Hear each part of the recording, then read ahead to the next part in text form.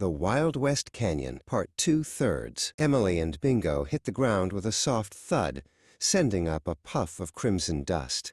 The canyon floor didn't feel solid. It hummed beneath Emily's boots like a giant sleeping machine. Behind them, the rust bucket hovered, its engines whining as it fought the distorted gravity of the rift. "Stay focused," Dad shouted from the hatch. "The landscape is rewriting itself." Ahead of them, the path to the telegraph station was a nightmare of shifting reality. A boulder would appear as a solid rock, then suddenly dissolve into a cloud of blue light. Emily pointed toward a small wooden shack perched on a nearby plateau.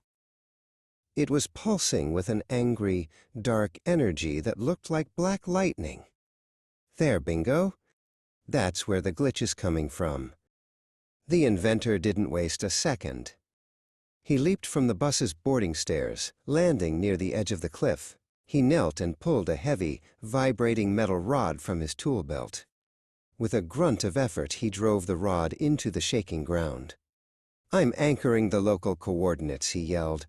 "Go before the next reset collapses the bridge." Emily and Bingo dashed forward, but a sudden tremor caused the canyon floor to split. A glowing blue chasm opened right beneath them, revealing a swirling void of digital static. Emily skidded to a halt at the edge, her heart hammering against her ribs. The telegraph station felt miles away now, separated by a bridge that kept vanishing and reappearing. "We have to jump when it turns solid, Bingo." Emily shouted over the roar of the wind. She waited for the rhythm, watching the holographic bridge flicker. It was wood, then light, then nothing. Now, on the count of 3, they leaped together. Bingo's mechanical leg whirred, giving her a powerful boost as they cleared the gap just as the bridge dissolved behind them. They reached the telegraph station, a weathered shack that looked like it belonged in a history book, except for the wires. Thick, black cables snaked out of the windows, pulsing with a sickly green light that didn't belong in this timeline. Bingo growled, her ears pinned back. She could sense the wrongness of the machine humming inside the shack. Inside, the station was a chaotic mess of brass gears and sparking vacuum tubes. A strange, spiked device was clamped onto the main telegraph key, forcing it to send a continuous, garbled signal.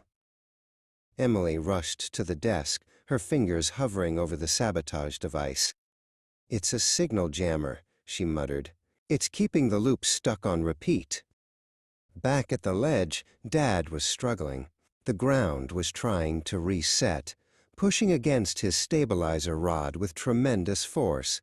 He braced his shoulder against a nearby rock, his bionic eye flickering red as it calculated the structural integrity of the canyon. "Hurry, Emily," he gasped. "The whole sector is about to reboot."